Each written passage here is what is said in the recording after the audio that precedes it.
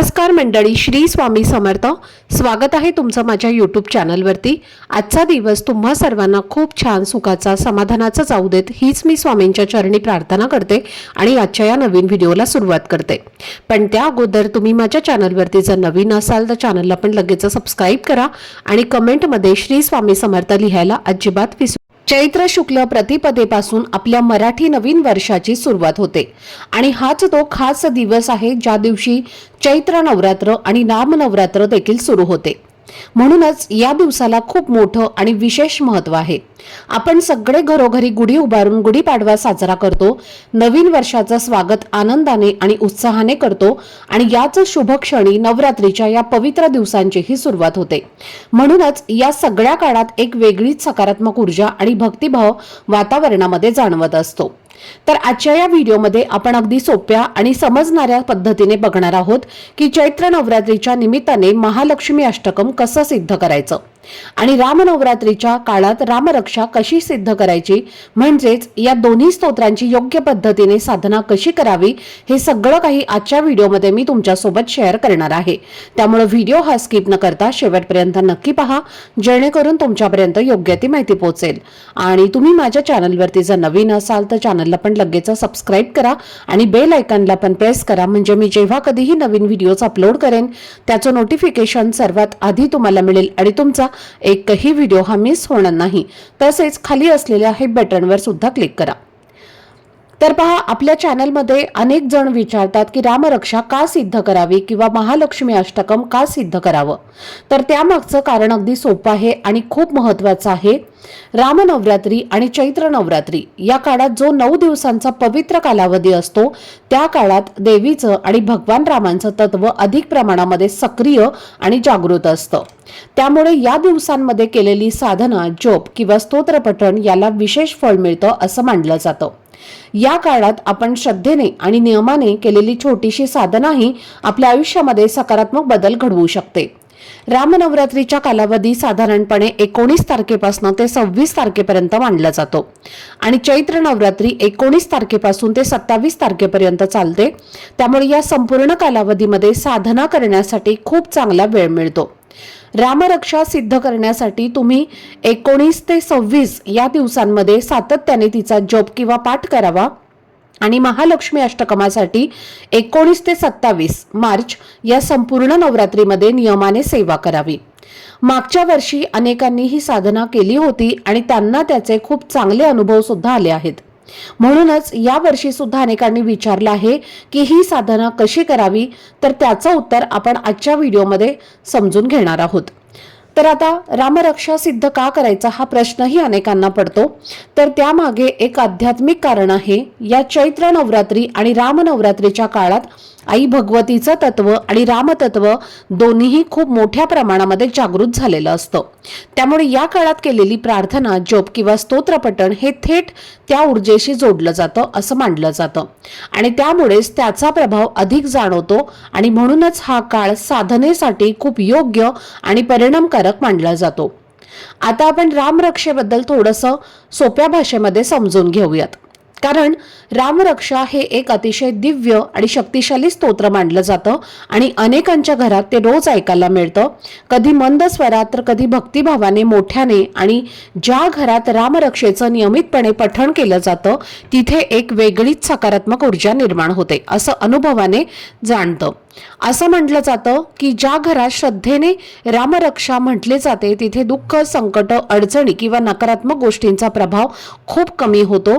कारण आपण श्री प्रभू रामांना प्रार्थना करतो की त्यांनी आपल्या शरीराच्या प्रत्येक अवयवाचं आणि आपल्या संपूर्ण आयुष्याचं रक्षण करावं. एक साधा अनुभव सांगायचा झाला तर जर एखादी व्यक्ती आजारी असेल आणि आपण श्रद्धेने रामरक्षा म्हणत एखादा अंगारा किंवा प्रसाद त्या व्यक्तीसाठी अर्पण केला तर त्याचा सकारात्मक परिणाम त्या व्यक्तीवर होतो असं अनेकांना अनुभव आहे आणि त्याच वेळी आपल्यालाही मानसिक समाधान आणि शक्ती मिळते.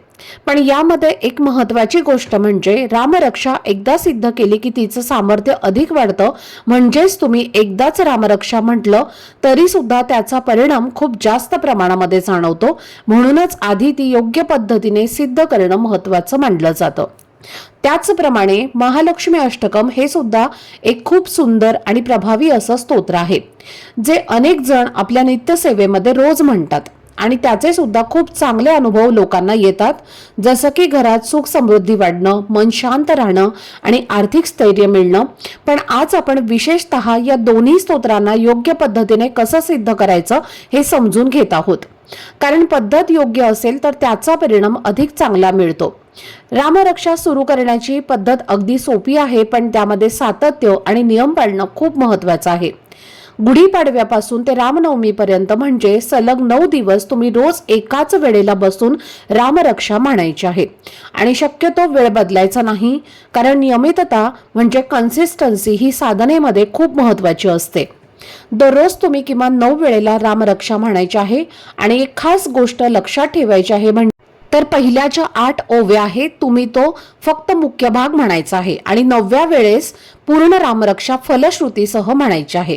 म्हणजेच शेवटचा भाग जो फलश्रुतीसह म्हणून ओळखला जातो तो फक्त शेवटी एकदाच तुम्हाला म्हणायचा आहे. प्रत्येक वेळेला 9 वेळेला म्हणून झाल्यानंतर तुम्हाला 9 वेळेला फलश्रुती म्हणण्याची गरज नाही. फक्त तुम्ही 9 वेळेला म्हणून झाल्यानंतर मग सगळ्यात शेवटी तुम्हाला फलश्रुती जी आहे तर ती तुम्हाला म्हणायची आहे. आता हीच पद्धत तुम्ही 9 दिवस सतत ठेवायची आहे आणि अशा प्रकारे जेव्हा तुम्ही श्रद्धेने आणि नियमाने ही साधना करता तेव्हा ती रामरक्षा सिद्ध झालेली मानली जाते. रामरक्षा पठणाचे हे फायदे सुद्धा खूप लोकांनी अनुभवले आहेत, जसं की आरोग्य चांगलं राहणं, मन शांत राहणं आणि आयुष्यामध्ये येणाऱ्या अडचणींचा प्रभाव कमी होणं. असंही मानलं जातं की त्यामुळे महाबली हनुमानांची कृपा आपल्यावर राहते, कारण त्यांना प्रभू श्रीरामांची सेवा ही अतिशय प्रिय आहे आणि जिथे रामनाम घेतलं जातं तिथे त्यांची उपस्थिती असतेच. विशेष म्हणजे मुलांनी जर रामरक्षा शिकून नियमितपणे म्हणायला सुरुवात केली तर त्यांचं अभ्यासामध्ये लक्ष वाढतं, स्मरणशक्ती सुधारते आणि त्यांच्या बोलण्यातही आत्मविश्वास म्हणजेच कॉन्फिडन्स येतो. सिद्ध करणं म्हणजे काहीतरी अवघड किंवा गुंतागुंतीचं नसून फक्त श्रद्धेने आणि नियमानं केलेली पुनरावृत्ती आहे.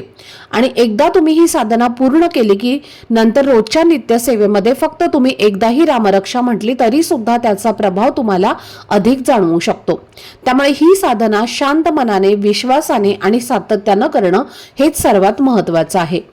त्याचबरोबर एक खूप महत्त्वाची गोष्ट म्हणजे जी मुलं नियमितपणे स्तोत्र आणि मंत्र पठण करतात त्यांच्या अभ्यासामध्ये हळूहळू प्रगती दिसायला लागते, त्यांची लक्ष देण्याची क्षमता वाढते, बुद्धीचा विकास होतो आणि त्यांना शिकलेलं अधिक चांगल्या प्रकारे लक्षात राहायला मदत होते.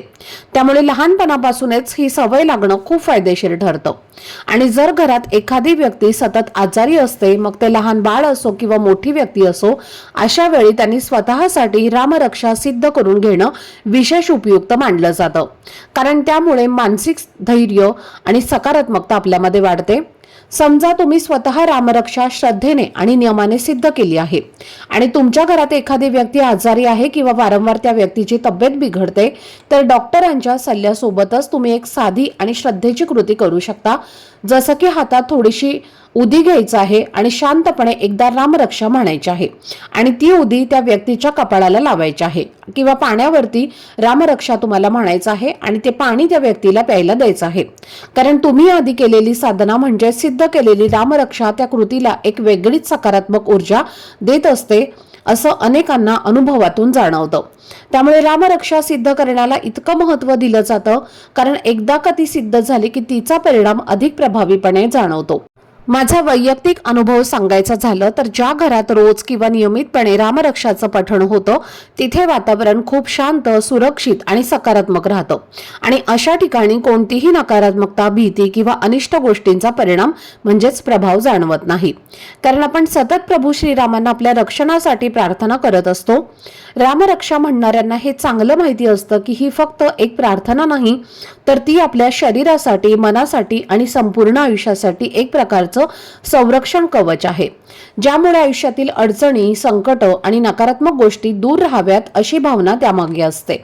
आणि म्हणूनच श्रद्धेने केलेलं रामरक्षा पठण आपल्या जीवनात एक वेगळी स्थिरता आणि आत्मविश्वास निर्माण करते. आता हे सगळं तुम्हाला समजलंच असेल, तर आपण आता पुढची एक अतिशय सुंदर आणि माझ्या मनाला खूप जवळची अशी सेवा म्हणजे महालक्ष्मी अष्टकम याबद्दल बोलूयात. कारण हे स्तोत्र खूप सोपं असलं तरी त्यामागची शक्ती आणि अनुभव खूप गाढ आहे. महालक्ष्मी अष्टकम हे रोज 16 वेळेला म्हणायचं असतं आणि इथे एक गोष्ट लक्षात घेण्यासारखी आहे की शास्त्रांमध्ये 16 या अंकाला खूप विशेष महत्त्व दिलं गेलं आहे.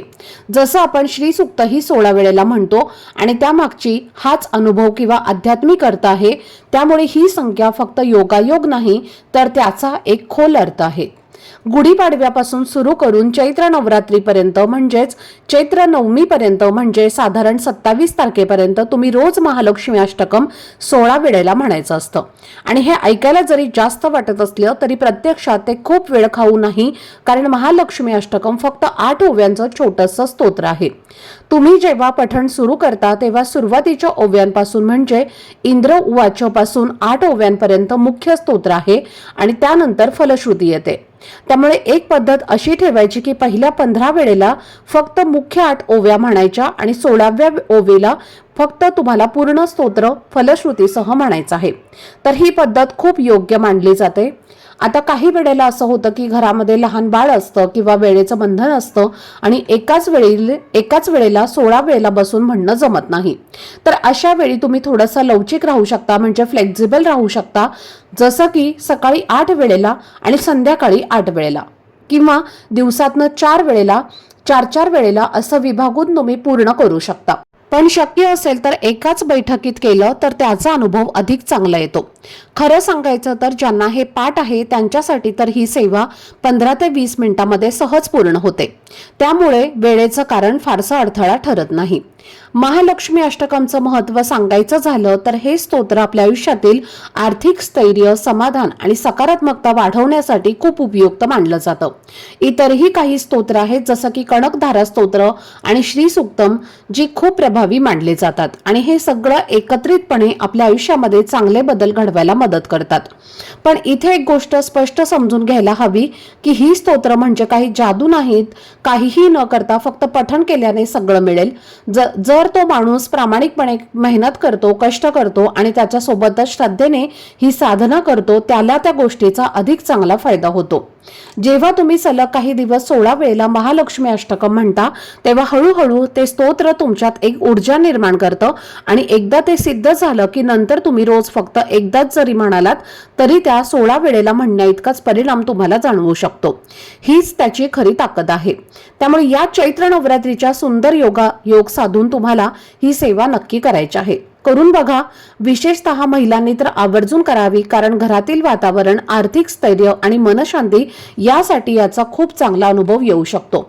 फक्त एक गोष्ट लक्षात ठेवायची आहे की साधना नियमाने आणि सातत्याने करायची असते. मध्येच खंड पडू नये आणि काही कारणामुळे शक्य नसेल तर पुढच्या योग्य काळात जसं की शारदीय नवरात्र किंवा गुप्त नवरात्र तेव्हा तुम्ही पुन्हा सुरू करू शकता. शेवटी ही सगळी सेवा श्रद्धेने आणि भावनेने केलेली असते आणि आपण केलेली ही छोटीशी साधना परमेश्वराची चरणी अर्पण करतो. आई भगवतीच्या कृपेची प्रार्थना करतो. तर आजचा हा व्हिडिओ मी आता इथेच थांबवते. तुम्हाला आजचा व्हिडिओ जर माहितीपूर्ण आणि उपयुक्त वाटलं असेल तर व्हिडिओला नक्की लाईक करा, शेअर करा आणि चॅनलला सबस्क्राईब करा. पुन्हा भेटूयात अशाच एका नवीन आणि सुंदर व्हिडिओ सोबत. तोपर्यंत सर्वांना श्री स्वामी समर्थ. धन्यवाद.